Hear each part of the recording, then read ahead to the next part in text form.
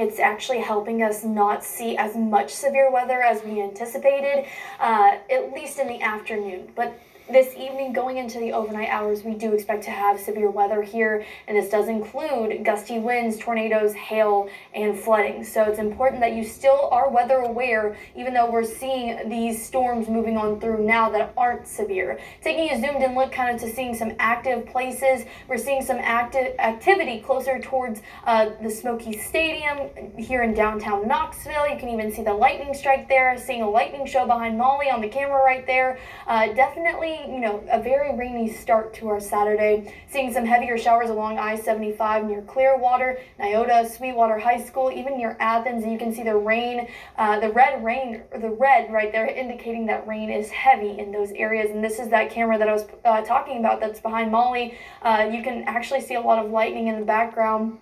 If you take a close enough look, we do expect to see very frequent lightning heading on into this evening as well. Now, our severe threat level for today, we do have a 4 out of 5 for McMinn and Cumberland counties now, and we have a 3 out of 5 for the areas highlighted in orange and a 2 out of 5 for the areas highlighted in yellow.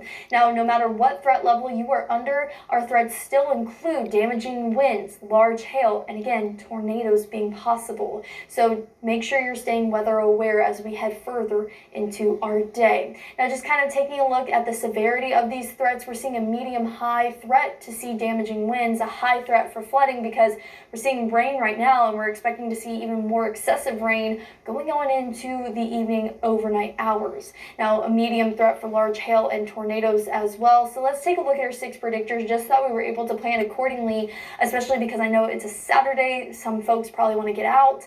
We are going to continue to see rain up until about midday, and then we should get a brief break. But this break is actually going to allow the atmosphere here in East Tennessee to gain that storm fuel to really help activate these storms in Middle Tennessee once they get here. And all this, again, is being driven by a very potent cold front. Now, these storms aren't really expected to get here until later on this evening.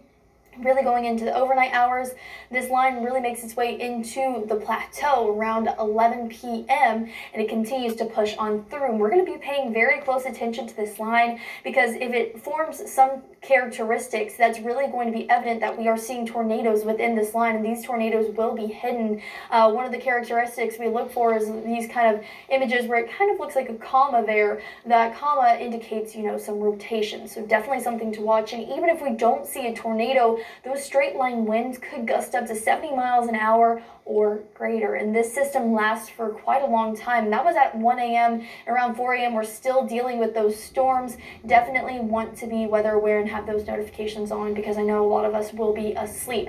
We do expect to see a brief break by Sunday mid-morning, but as we head towards Sunday afternoon around 4, we expect to see a few rumbles here and there, but nothing severe. There is a chance to see hail with these smaller storms that move on through, and this is because that cooler air is coming on in, and this is allowing the atmosphere above the surface to be a lot cooler for that hail to form. But again, we are weather aware for the storms moving on through this evening going into the overnight hours. We're watching also that flooding threat because over the next 12 hours, we're going to see about 2 to 3, maybe even more inches fall in the Southern Valley, and we've been very dry over the past month and a half maybe, and that's really going to be hard for the ground to absorb all of that rainwater quick enough. So we're gonna have to watch for that flash flooding, but we are weather aware today. We will continue to update you online and on air. Seeing most of those showers kind of wrapping up by mid-evening. Dry, slightly cooler on Monday. Tuesday, we're warming up quickly just before another system moves on through Wednesday night. And then we see some early rain expected on Thursday, back closer to average by the time we reach next Friday. Molly?